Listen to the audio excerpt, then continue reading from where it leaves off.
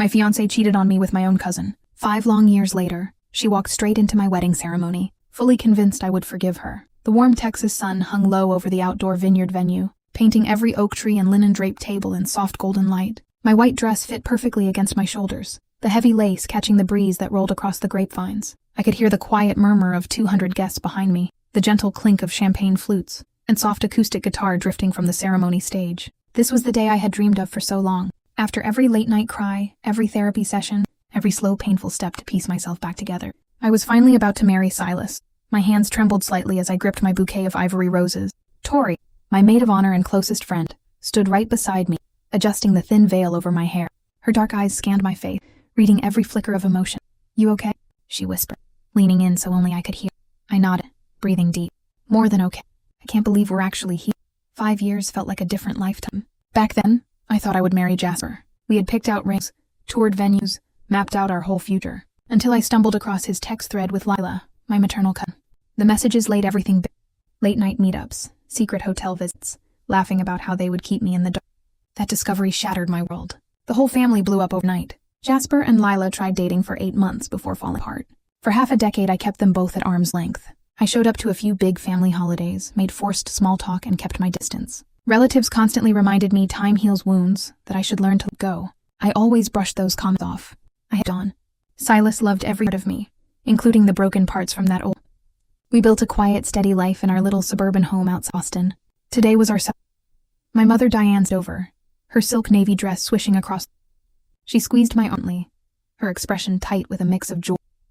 "Almost time to walk down the aisle," she softly. "Just try to enjoy a second. Don't let family gossip creep in deep today." I knew exactly what she meant.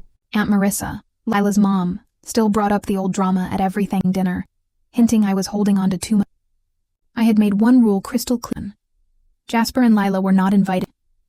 I sent out formal lists, repeated it over calls, even wrote it in our group chat. This was mine. I would not own it. The wedding coordinator gave us a send signal. The guitar shifted into our professional song, lifted.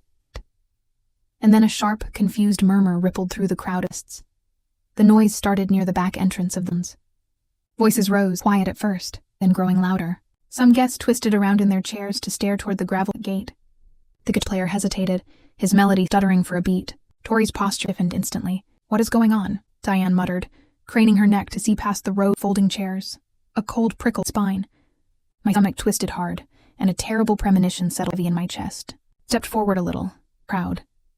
2 figures pushed past the venue usher to block them. Jasper's dark hair was a little longer. He wore a wrinkled button-down shirt, his face lined with what looked like remorse. Right walked Lila. She wore a pale lavender dress, really done. Her eyes scanned the crowd until they lay onto me. There was no shame in her gaze, not really. There was hope. Entitled, unspeakable hope. The ushers blocked their path, hands raised, telling them this was a private-only event. Jasper spoke over them, his voice carrying far enough for us to hear. "We just need a minute with Elowen." "This is important," gasps spread across the audience. Relatives I had known my whole life turned to one another, whispering in shock.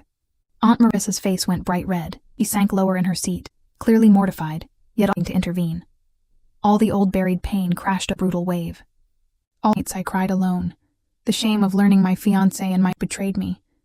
The years of before. It all came flooding in a moment. My fingers squeezed so tight around my rose bouquet that the stems bit into my palms. My veil felt too heavy. The bright Texas sun set my skin. Silas had been waiting at the facing forward.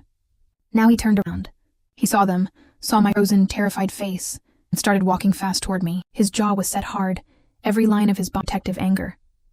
Lila raised her voice so I could commotion. "Elowen, please. We drove all this way. We need to talk. I'm here to say we're sorry." Every guest's eyes were glued to me. Hundreds of pairs of eyes watched, waiting for my reaction. My perfect wedding day I worked so hard to reach, had just been violently ripped apart. Nothing would go back to the gentle golden light fairy tale I had pictured anymore. Silas crossed the grass in long, firm strides, ignoring the murmuring guests all around us. The acoustic guitar had fallen completely silent now. Some people stood halfway out of their seats, phones lifting subtly to capture what was unfolding. I could feel every eye burning into my wedding dress, my veil, my shaking hands. 5 years of slow-won healing felt like it was melting away right there under the Texas afternoon sun. He came to a stop directly beside me, his shoulder pressed against mine. He did not shout, but his tone was sharp and unyielding. This is an invitation-only private ceremony. You two need to leave the property right now. Jasper took one more step forward, hands lifted in a placating gesture. His voice was thick, like he had practiced this speech many times in the car ride over. Elowen, hear us out. We know we messed up. We have carried this guilt for half a decade. We drove 2 hours just to apologize face to face. Can't you give us 2 minutes? Lila nodded beside him, her lavender dress fluttering in the breeze. Her expression shifted to soft, wounded sorrow. I'm your cousin. Blood runs deeper than old mistakes. The whole family wants us to fix this. It's time to let the anger go. A low murmur rippled again through the crowd. I scanned the faces of my extended family. Some looked embarrassed. Others looked sympathetic toward Lila and Jack. Aunt Marissa pushed herself up from her chair and hurried over, stepping between us and the usher. Her voice was hushed but meant for my ears. Don't make a scene in front of everyone. Just listen to them, please. You don't want all these outsiders gossiping for. My mother, Diane, hurried over right behind her aunt, her face torn. She reached for my arm, her touch light and baby, maybe just hear what they have to say. It won't take long. We can sort this out, Lee. A hot, tight pressure built inside my chest. That same old familiar demand was circling again. Set my pain aside so everyone else could stay. Everyone wanted peace, but none of them wanted to carry the weight of what had happened to me. Tori moved to my other side, her posture rigid, and shot both women a pointed look. This is her wedding day. She does not owe anybody else. Aunt Marissa's jaw tightened. Family. Family deserves. Grace is earned, not demanded on a bride's wedding day. I stood frozen, bouquet digging into my palms. Part of me craved scream, to tell them both exactly how much damage they had done. Another part of me wanted to run away, to vanish inside the vineyard's oak trees and make all the watching eyes disappear. Silas squeezed me gently, his thumb brushing across my knuckles. He did not push me to speak, stay quiet. He just gave me silent grounding. Where I chose? He winded. Jasper kept talking, his voice growing. We were young and stupid back then. We've both changed. I never stopped regretting how I hurt you. Seeing you get married, I just needed you to know. Lila's eyes glistened with fears. We lost so much because of what we did. Our family ties, our good names. We just wanted. Some of the older relatives stood in the background. I could already imagine the holiday dinner conversation. Elowen is so bitter, she cannot even. I drew a long throat felt dry. I could not bring myself to grant them the public forgiveness they were begging for. At the same time, kicking them off while 200 guests filmed would turn my wedding into viral small-town gossip for years. I weighed the terrible options in my mind. Fine, I said at last, voice thin but steady. I will speak with you two for 5 minutes, but not here in front of all these people. Go wait by the side parking lot shed. I will come over after I talk to my groom and my maid of honor. If you follow me back toward the ceremony area, security will escort you immediately. Relief washed over Jasper and Lila's faces. They nodded quickly and turned, walked gravel lot. The ushers trailed behind them to make sure they did not. A collective audience. Aunt Marissa looked pleased, on a small victory. My mother relaxed her tense shoulders. Tori spun toward me the second they were out of earshot, slow and alarmed. Why give them any of your time at all? They showed up uninvited to your wedding. They don't 1 single second. Silas kept hold of my hand, his gaze serious. I will go with you to that shed. You are not facing them alone. But Ellen, understand this. You do not owe them absolution. Not one bit. This conversation you have to forgive. The golden magic was completely gone. Fairy tale bubble had popped. Guests whispered to one another, still held low in laps.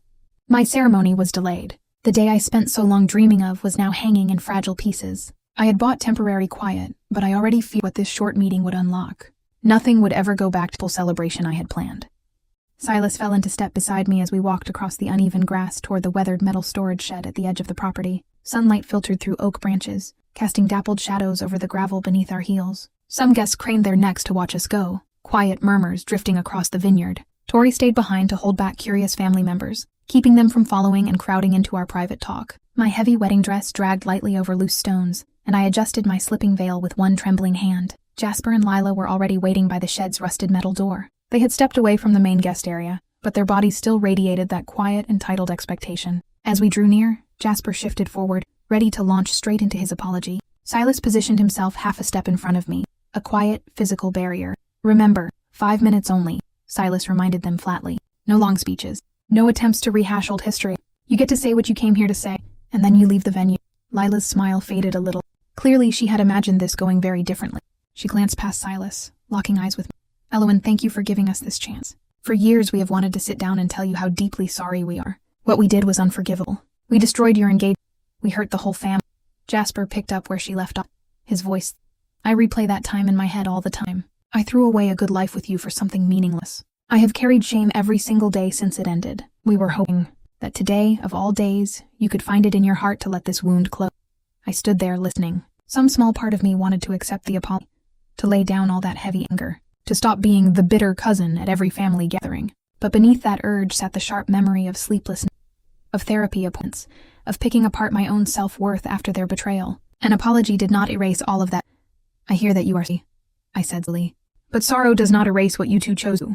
You did not make one careless mistake. You lied to me for months. You hid behind family dinners and holiday parties while you carried on behind. Jasper's face fell. We were young and old enough to better. I was the same age as you then, and I never would have betrayed someone I loved, let alone my own blood. Lila's expression. So you are just going to hold on to her? We came all this way. Aunt Marissa says the whole family suffers because you cannot move it. That line landed a punch. It was again. My pain treated as an inconvenience forever. The family suffers because two people to cheat, not because I refused to pretend it didn't. I told her firmly. I did not cause rift. You two did. Silas gave my hand a gentle squeeze. I drew a deep breath and set my boundary out loud, sharply. This is the last conversation we will ever have. I am not forgiving you. I will not welcome you back into my life. You will not attend any future events of mine.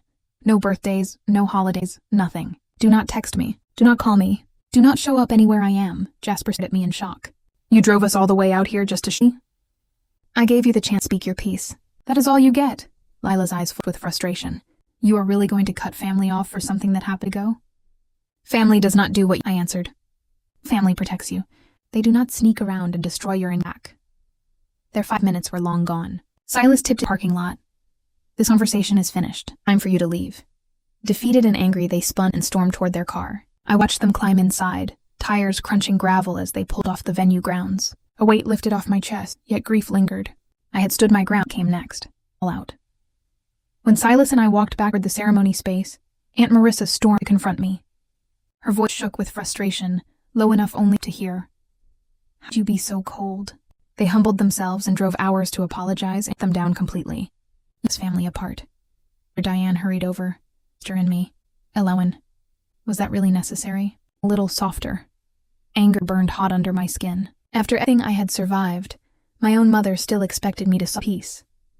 Yes, it was necessary, I replied. Boundaries are not cruelty. I will not punish myself for the rest of my life so comfortable. Ori stepped beside me again, my words. Whispered all around us. The wedding was still delayed. I had won my safety, but I had ignited a blown family conflict. There was no going back to the easy I dreamed of. The damage was done. We managed to restart the wedding ceremony 45 minutes later. The sun hung lower in the Texas sky, painting the vineyard in deeper amber tones, but the light no longer felt warm and magical. A quiet, heavy tension hung over every row of seated guests. Whispers lingered, and more than one pair of eyes kept drifting toward the empty back gate, where Jasper and Lila had burst onto the scene. I walked down the aisle at last, my veil falling over my face to hide the exhaustion etched across my features. Silas stood at the altar, his expression steady and loving. When I reached him, he squeezed my hands, his gaze telling me he saw every ounce of pain I was carrying. We said our vows, exchanged rings, and sealed our marriage with a kiss. The guests clapped, but some of the applause felt hollow. The damage could not be undone. The day would always carry that sharp, bitter memory. The reception rolled on into the evening. Soft string music played. Waiters carried trays of sparkling wine and barbecue appetizers across the lawn, but the mood never fully lightened. Small clusters of relatives huddled together, talking in hushed voices. I caught snippets of their conversations as I moved between tables.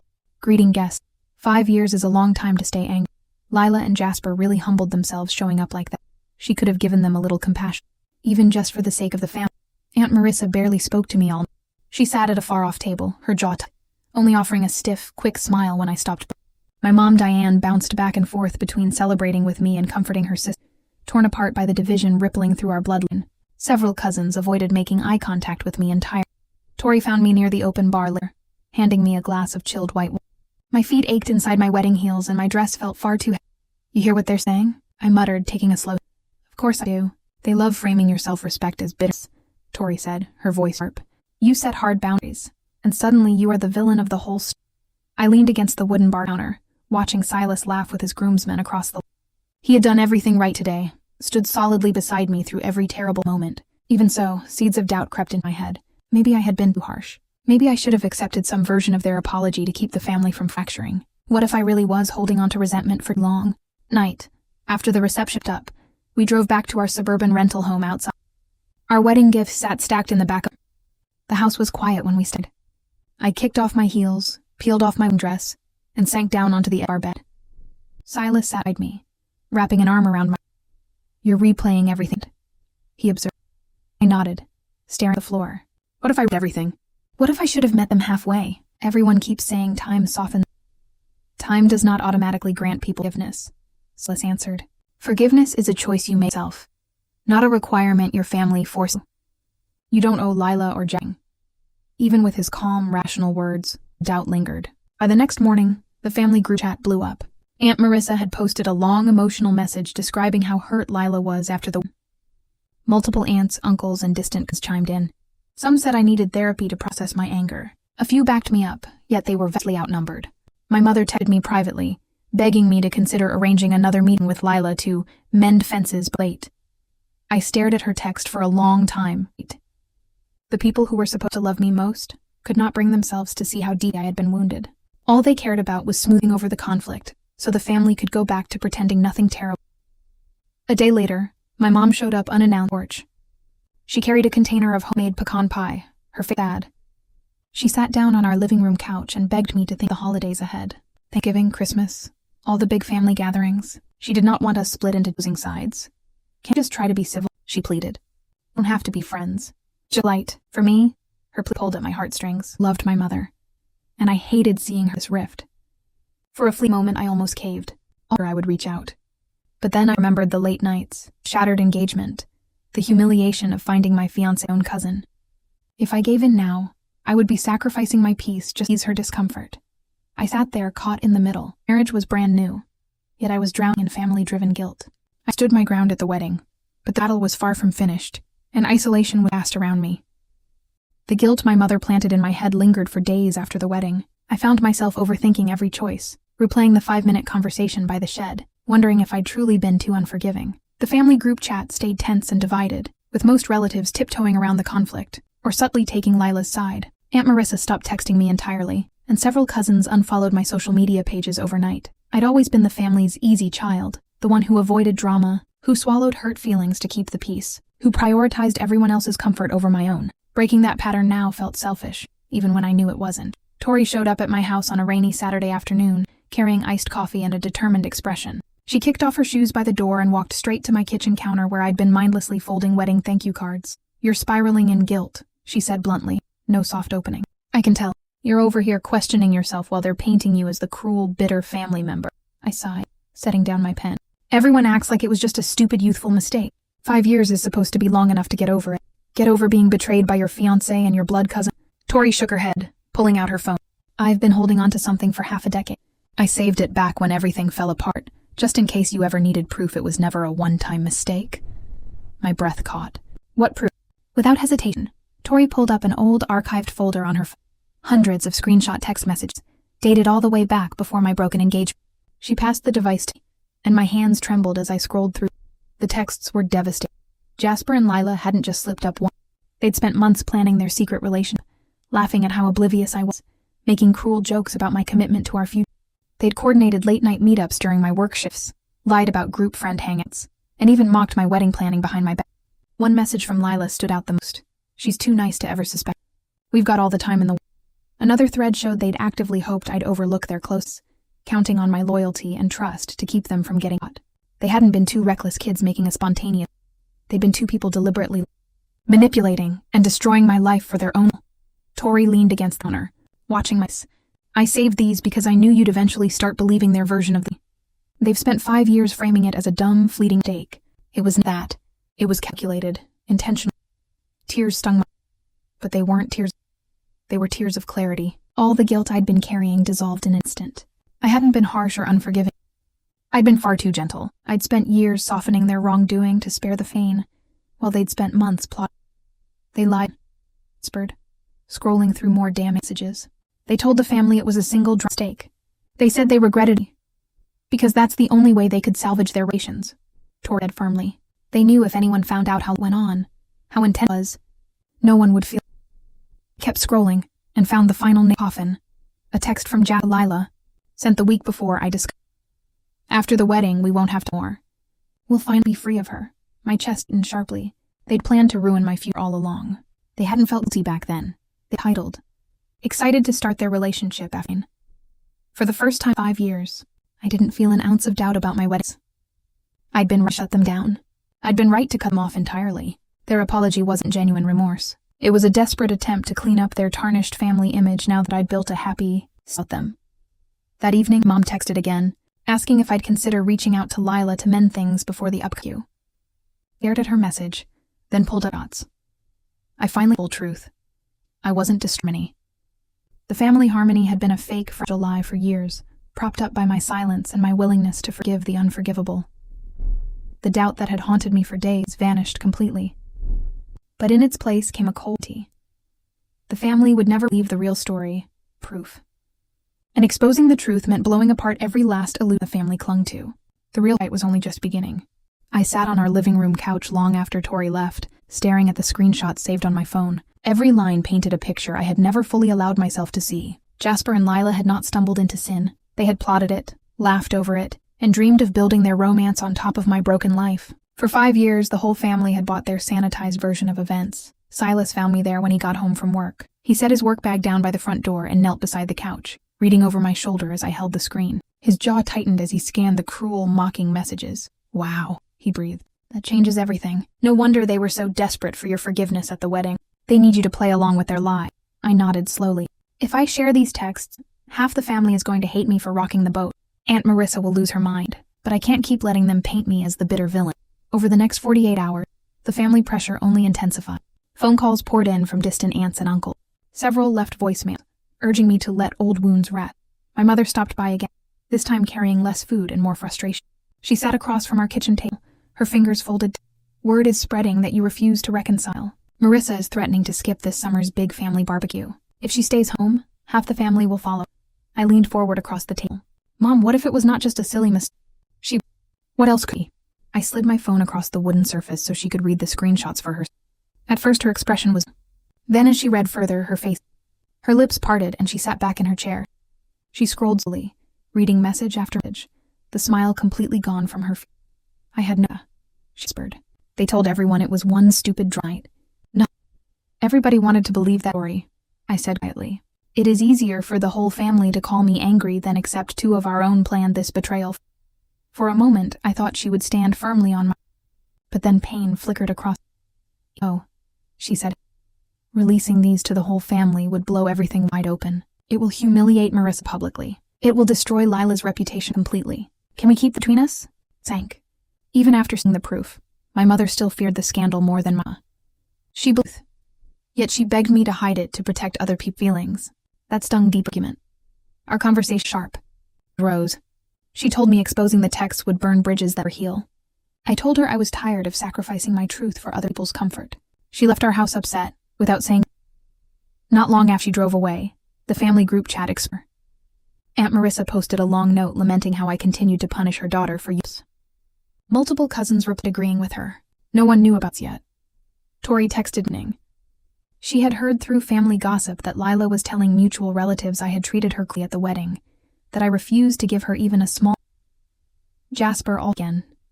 A long text landed in my inbox. He wrote about how much days... How for me. How I should not carry hate in my heart. He still acted like our breakup had accident.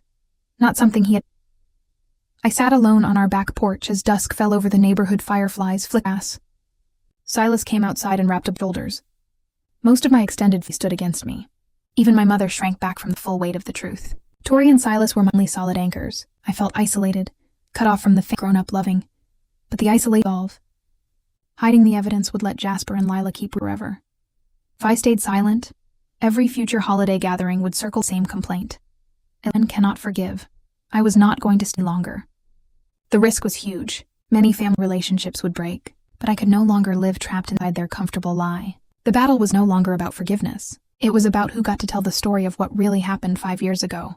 The morning after my fight with Mom, I woke up with a cold, unshakable clarity I'd never felt before. For 5 years, I'd let everyone soften Jasper and Lila's sin into a harmless, youthful slip-up. I'd allowed their version of the story to live rent-free in my family's minds while I carried every scar alone. That ended today. I started with damage control on my own terms. I opened my phone and blocked Jasper entirely. No more texts, no more social media views, no more last-minute attempts to tug at my guilt. I muted Lila's profiles too, along with Aunt Marissa's endless passive-aggressive posts. I was done letting their narratives occupy my space. Silas found me on the porch, sipping cold coffee and staring out at the quiet suburban street. He didn't push me to talk, just sat down beside me and waited. "I'm not hiding the truth anymore," I told him plainly. "If the family wants to be mad at me for exposing what they did, then let them be mad. I'd rather have a small, honest family than a big, fake one." He nodded firmly. "I'm right here with you. Your peace isn't negotiable." Later that day, my mother texted again, attempting to walk back our argument. She said she'd slept on it and still believed secrecy was better for everyone. She begged me to bury the screenshot, insisting public humiliation would ruin Lila's 20s and brand Jasper forever. Her words made my chest ache, but they no longer made me doubt myself. I typed a calm, final reply. "I'm not destroying anyone's life. I'm stopping them from destroying mine over and over again with their lies. Forgiveness is profit. Lying to the whole family to protect cruel people is not peace. It's coward." I knew this message would upset, but it was the first time I'd ever refused to bend to her peacekeeping demand. That afternoon, Tori came over to help me strategize. She agreed. Posting hundreds of screenshots in the main family group would look reactive and chaotic. Instead, we picked the worst, most undeniable the ones that proved premeditation, mockery, and their plan to abandon me after my... We compiled them into a clean, simple album, paired with a short, unemotional statement I did not write out of. I wrote out of exhaustion.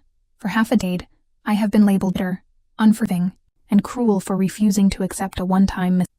These screenshots prove this was months of intentional plotting, mockery, and deliberate betrayal. I do not hate anyone. I simply refuse to celebrate, excuse, or reconcile with people who spent months planning to break my heart and destroy my future. I will no longer attend family events where I am pressured to forgive unforgivable harm. My boundary... I sent the post only to the core family group, the one with aunt, uncle, cousin, and family.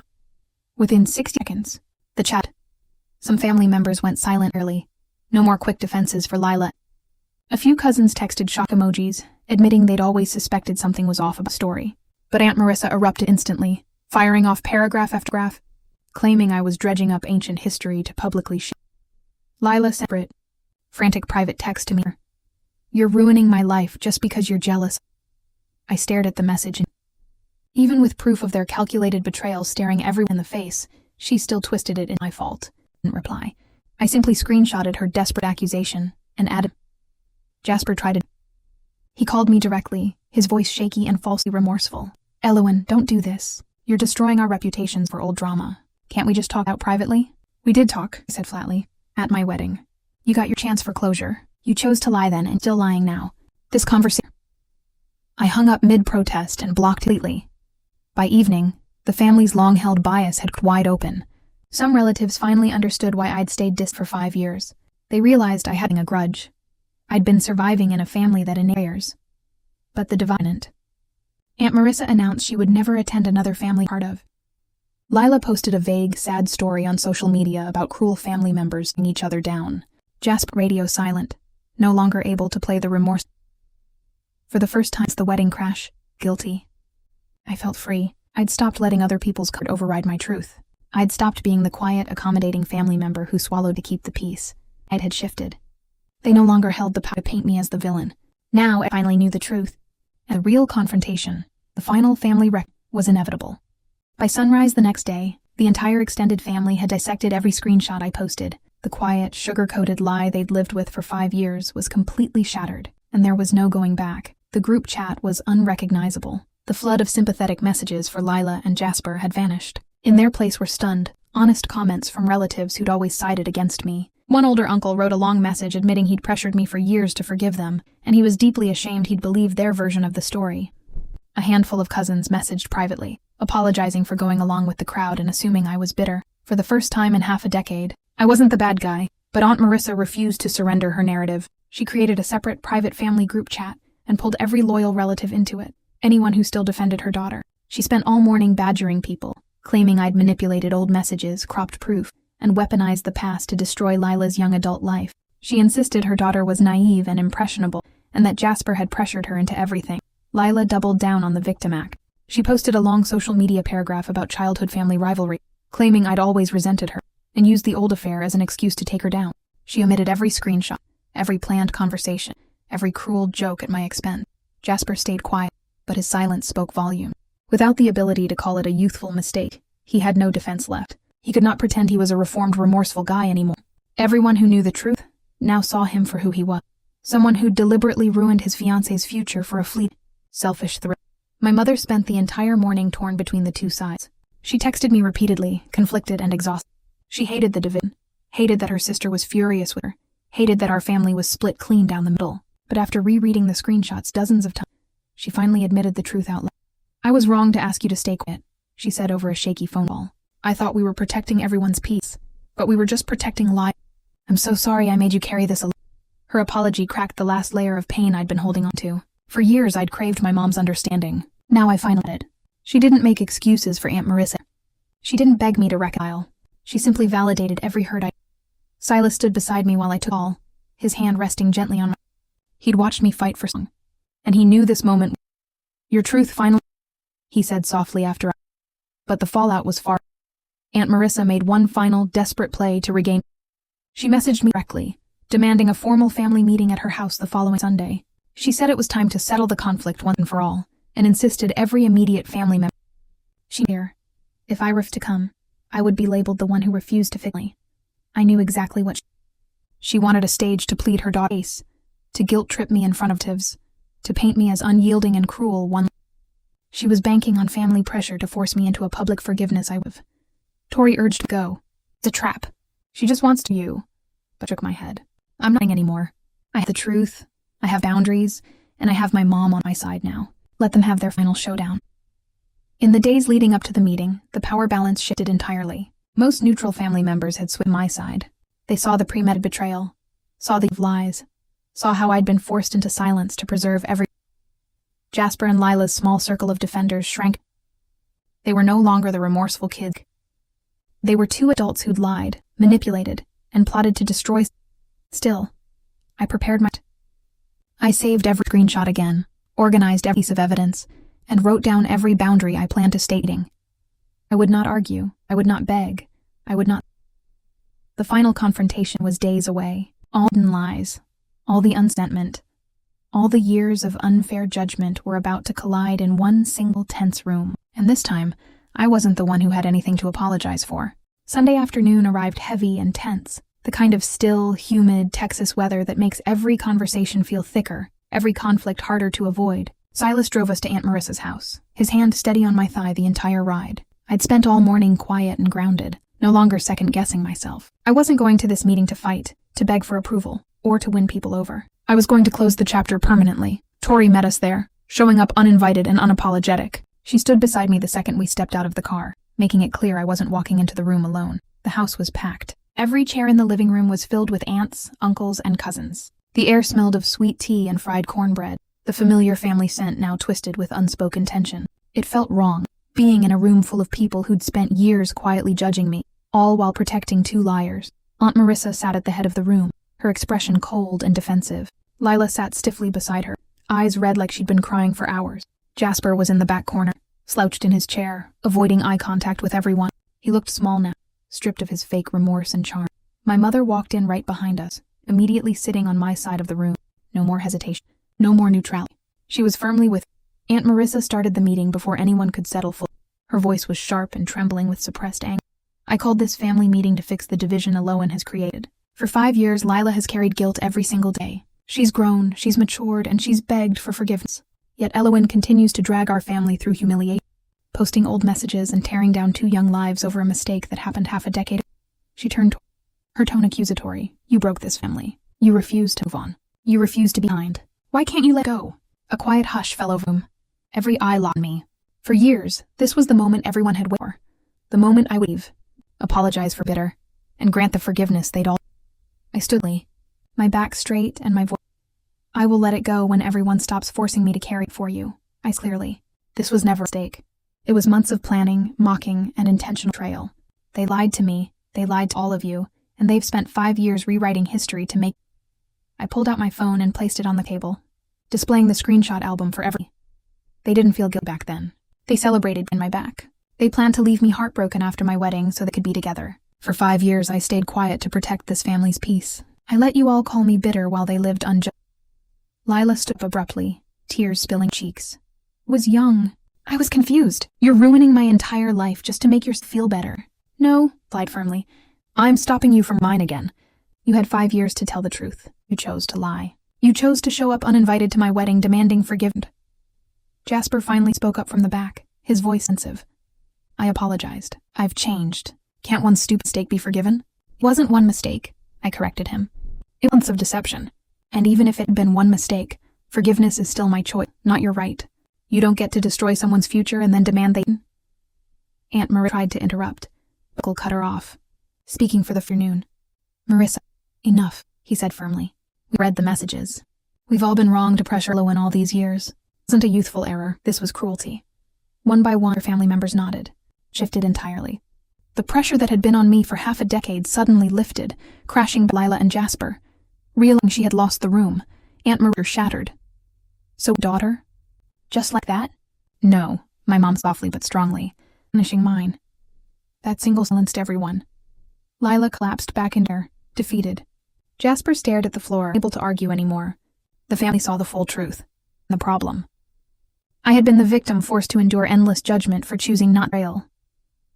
I looked around the room one last time, my final boundary. Clear and unbreakable. I'm not cutting off the family. I'm cutting off the people who hurt me. Jasper and Lila will no longer be part of any event I attend. I will not discuss this again. I will not apologize. This is final. I turned and walked out of the room, Silas and Tor falling into step beside me. Behind, the family argument erupted. Old tensions, spillers of suppression. Confrontation was over. I had won the truth. But as I climbed into the car, I knew nothing would ever go back to the old family version of normal. Some bonds were broken forever, and for the first completely okay with that. The car ride home from the family meeting was quiet, but it was no longer the heavy, suffocating silence I'd known for 5 years. There was no guilt twisting in my chest, no looping doubt whispering that I'd been too harsh, no fear of what the family would say about me next. For the first time since my engagement fell apart, I felt completely unchained. Silas drove slowly down the tree-lined suburban streets, one hand resting gently on my knee. Tori sat in the back seat, scrolling through casual social media posts, no longer tense or on guard. We'd walked out of the final showdown unbroken. The truth was finally public. My boundaries were set in stone, and the endless cycle of judgment and forced forgiveness was over. Still, I knew healing didn't erase loss. That evening, I sat on our backyard patio, as the Texas sunset painted the sky soft orange and pink. The air was warm and quiet. No family arguments, no passive-aggressive texts, no demands for me to sacrifice my peace for someone else's comfort. Silas brought me a glass of sweet tea and sat beside me, letting me process everything in silence. I'd won the truth, but there was still a cost. My extended family would never be the same. The tight, loud, chaotic holiday gatherings I'd grown up loving were permanently fractured. Aunt Marissa would never speak to me again. Lila's side of the family would always see me as the cousin who exposed their secrets and humiliated them. Jasper's name would forever be tied to the betrayal he spent years lying about. Some family bonds were too damaged to repair, and I finally understood that wasn't my failure. It was the natural consequence of their choice. Over the following weeks, life settled into a new, calmer norm. The family group chat stopped blowing up with drama. The endless phone calls and guilt-tripping texts vanished. Relatives who'd stood with me slowly reached out, checking in, apologizing for the years they'd pressured me to forgive the unforgivable. They began inviting me to small, quiet family dinners, events that never included Marissa, Lila, or Jasper. My mother and I grew closer than we'd ever. She acknowledged how unfairly she'd pushed me to preserve family harmony at my expense, and she never again asked me to reconcile with the people who'd broken. She learned to prioritize her daughter's healing over keeping the peace, and our relationship softened into something gentler, more honest, and far more. Jasper and Lila faded quietly out of families. Jasper attempted one last weak apology through a mutual distance, claiming he'd learned his lesson and just wanted peace. I didn't. Peace wasn't something he got to request after spending years destroying. Lila stopped posting sad, victimized social media. She stopped trying to garner sympathy from family members. Stripped of her ability to rewrite history, she had no more narrative to. She became quiet, absent presence in our. A ghost from my past I no longer feared. I stopped carrying the weight of being the big. I stopped overthinking every family action. Stopped shrinking myself to make others comfortable. Stopped blaming myself for the broken bonds others hated. Slowly, my wedding day stopped being defined by the crash and chaos. It began to mean what it was always. The day I chose myself, sure, and a love that was loyal, steady. Silas never once made me rolling. Never pressured me to let it stir. Never minimized the years of pain. He loved every healed and broken part of me, and he celebrated my courage in ways 5 years prior, I'd lost my fairy engagement, my family, and my belief in easy, perfect. But those lost me here, to a marriage but honesty, to boundaries that protected mental health, to a small, loyal circle of people who loved me. Hardest, most vital life. Forgiveness is not a required maturity. Letting go is not the same as excusing harm. Family loyalty does not mean letting people hurt you over and over to inflict. Some people come into your life to break you. Some family bonds are not blessings, they are chains. And breaking those chains does not make you cruel. It makes you free. I didn't get a perfect drama-free family ending, but I got something better. I got peace, got self-respect. I got a new love, my truth. As the last of the sunset faded and the first stars lit Texas sky, I leaned at Silas's side, softly.